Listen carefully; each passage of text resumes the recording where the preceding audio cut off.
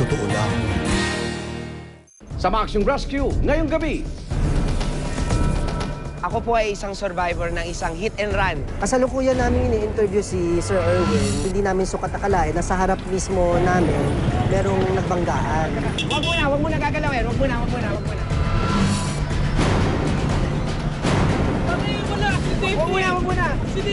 Ang masama pa doon, si Aiza, nagdadalang tao ng 6 na buwan. We'll attend to the patient first, ha? Halika muna. Bro, halika. Comfort mo muna asawa mo. Alam ko, kukunin namin, huwag ka mag-alala. Biglang kumalubog na lang sa likod ko yung sasakyan. Pagtingin ko motor pala. Tapos may sumigaw kasi may parang naipit yata siya. Mukhang puyat.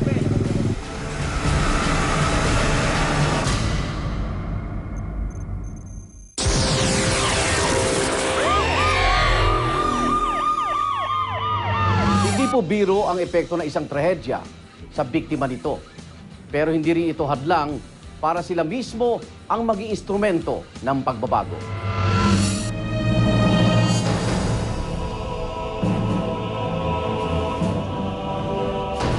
Sa unang tingin, hindi mo makikita ang bakas kung bakit naging personal na paglalakbay ko ang kaligtasan sa kalye.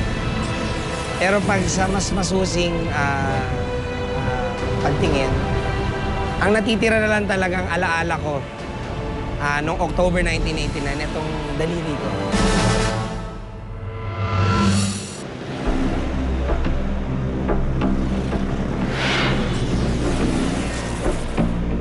Weekend yon, Sabado. Isosoli ko dapat yung BMX ng kaklase ko. Normal akong nagbabike sa Commonwealth kahit anong kalsada.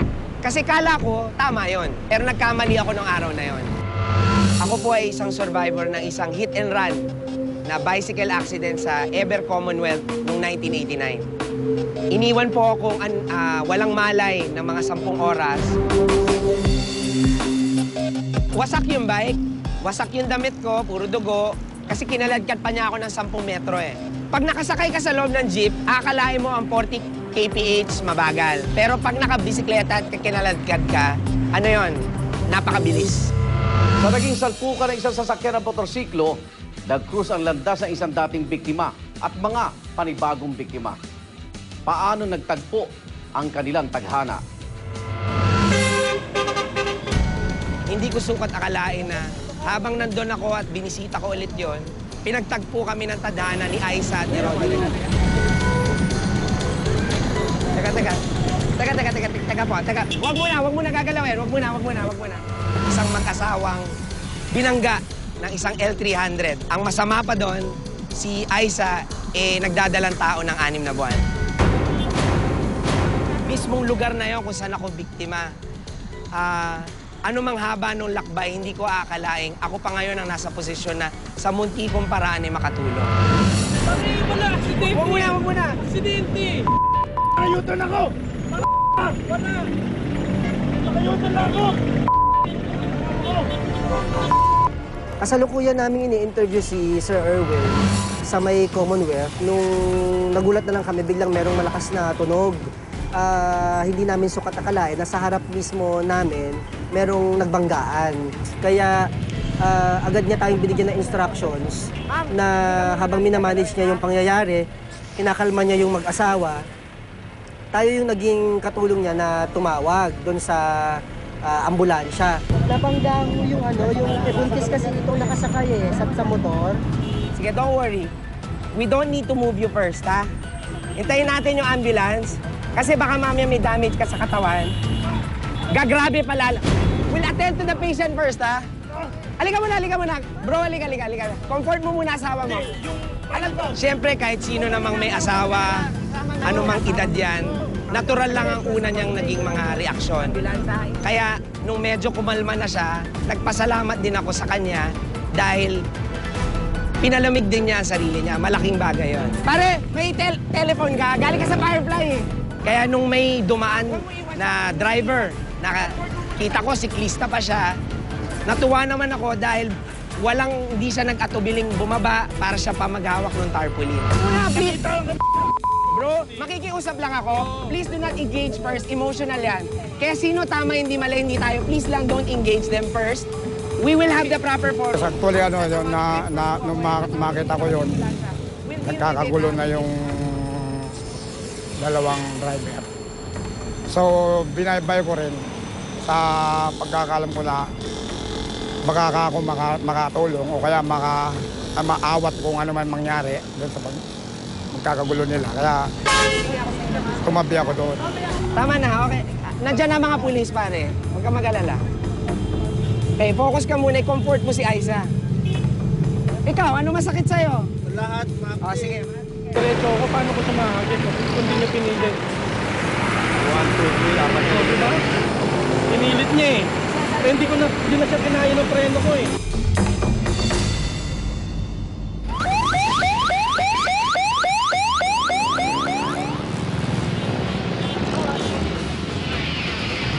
Bali, pagdating namin sa pinangyarihan ng aksidente, nakwento sa amin nung angkas nung motor na habang papunta sila dun sa Commonwealth, yung paparating na kotse na parang naipit po sila ng kotse.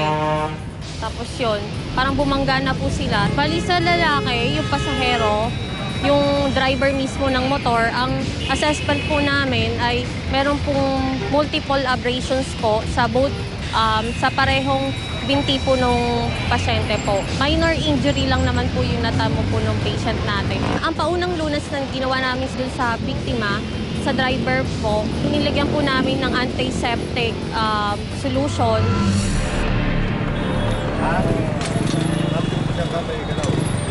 Hindi nagagalaw. Nagagalaw. Bali po, nadatnan po namin yung babae po sa kalsada po na nakaupo po.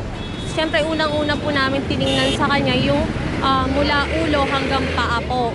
Bali, tiningnan po namin yung mga injuries na natamo ng pasyente, especially yung dun sa dinadala niya. Tiningnan po natin kung normal po yung mga vital signs nung fetus na nasa tiyan niya kasi 6 months old, pregnant na nga po siya. Tapos vital signs din po nung patient natin, presyon, respiratory rate, at saka yung pulse rate ng patient natin. Delikado yun, lalo na kung nasa second trimester yung patient natin. Kumbaga, pwede siya magkaroon ng unintentional miscarriage. Yung biglang makukunan yung ating pasyente dahil siguro sa trauma na natamo niya dun sa aksidenteng yon. Harmful siya dun sa bata kasi ang pagbubuntis sa isang masela na kalagayan. Kaya ina-advise rin namin sa mga nagmomotor na sana wag mag-aangkas lalo na kung buntis yung asawa mo or yung kahit sino na buntis. Masakit yung pelvic. Ang grupo natin, ang Families of Road Victims and Survivors. Isa lang ang amin talagang pinaghuhugutan ng lakas sa isa't isa. Dahil lahat kami nawala ng mahal sa buhay dahil sa sakuna sa kalye. Ngayon, mas lalong namulat ang mata ko na ang pagtulong pala, hindi kailangan malaking paraan. Kahit sa maliit na paraan, pwede pala.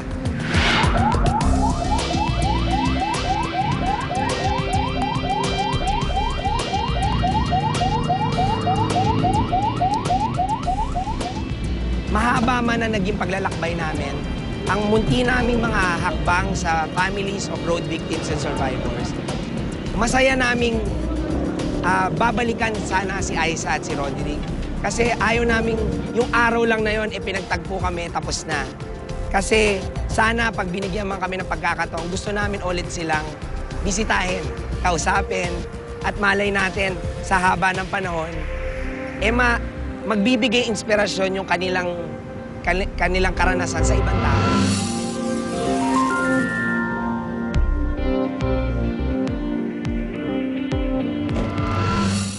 Biglang kumalubog na lang sa likod ko yung sasakyan.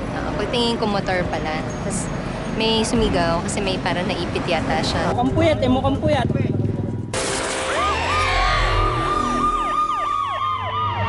Ayon sa World Health Organization, ang pinsala na dulot po ng mga trahedya sa kalsada ang sanhi ng pagkamatay ng mahigit 13 milyong katao taon-taon sa buong mundo. Sa Pilipinas, patuloy na dumarami ang mga namamatay dahil sa mga peligrosong lansangan.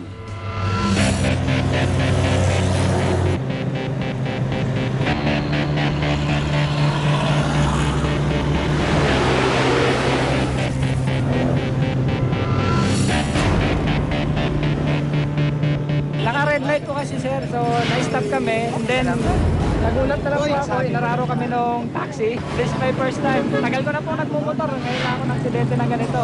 Meron po talaga hindi may iwasan na tayo nag-iingat, pero yung ibang gumagamit ng kalsada, hindi marunong mag-iingat. Rider. Mukhang puyat mukhang puyat. Hindi natin alam kung hangover yan o ano eh. Pag-stop ng motor pag preno ko hindi na kinaya eh. Nag-release na ako ng preno eh. Nag-release na ako ng cambio eh. Pag neutral ko, hindi kinaya pag preno ko. Hindi naman. Hindi lang talaga kinaya. Bigla kumalubog na lang sa likod ko yung yung sasakyan. Pagtingin ko motor pala. Tapos may sumigaw kasi may parang naipit yata siya sa likod. So kailangan ko siyang i-forward ng konti. Binunggo niya kami. So, tumilapon ako papunta roon, naipit ako doon, buti nakagira ko. But tingnan mo, sa damage na yan, mabilis. So, nag-stop lang siya nung maipit na kami lahat. Kasi hindi na siya gugulong eh. Kung napupunan mo yung gulong ko, nakakalang doon sa gulong niya. Saka lang siya nag-stop. Buti, buhay kami pareho. So, wala naman kaming damage. Pero buti nga, naka-safety gear ako. Hey! Konti lang! Tingin mo! Ayos! Ganyan na! Pwede! Isa! Dalawa na to! Hop! Hawak! Bago magsak! Okay! 1, 2, 3! Kasama ni Mali!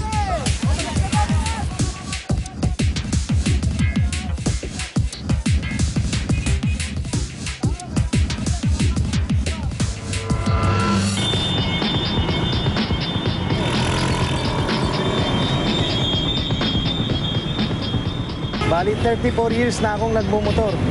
Hindi lang to basta passion, kundi religion na para sa akin. First things first, yung pagiging rider, anytime mag-decide kami na pupunta sa isang lugar, isang sakay lang kami. Mabilis, mas matipid kaysa sa ordinaryong kotse, mas magaan, walang traffic. So, kumbaga napaka-convenienteng gamitin ang motorsiklo. Sinasabing ito medyo delikado dahil dadalawa ang gulong, pero disiplinadong rider ka naman, mas maayos. At bilang isang rider, advocacy ko na rin yun na magturo ng tamang pamamaraan para sa pagmumotor. Kung napupunan nyo, bakit kami nagbuo ng isang grupo na katulad nito? Yun nga ay para ma-educate ang lahat ng rider na ang tamang pagbumotor ay katulad ng pagsusuot ng mga ganitong protective riding gears. So make it sure na kapag kayo'y nakasuot ng helmet, ang kanyang strap ay nakalock. Kasi may mga pagkakataon na kapag humagis yung rider, natanggal ang lock, minsan naaalis ang helmet.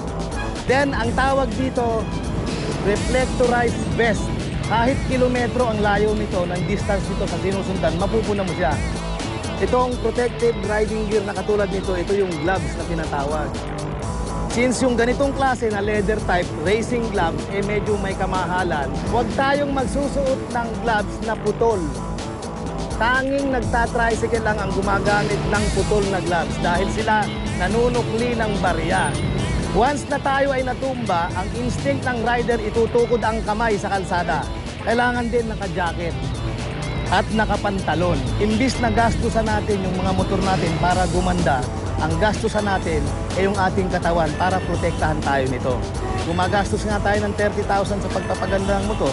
Kapag nadisgrasya ka, wasak yung 30,000 mo, wasak din yung katawan mo. Paano kung nag-invest ka sa katawan mo, mawasak man yung motor mo, buo ang katawan mo, makabibili ka pa rin ng bagong motor nang wala kang galon.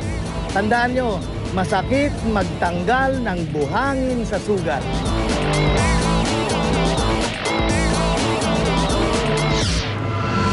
Hindi ito acts of God. And therefore, there is no such thing as road accident. Because accident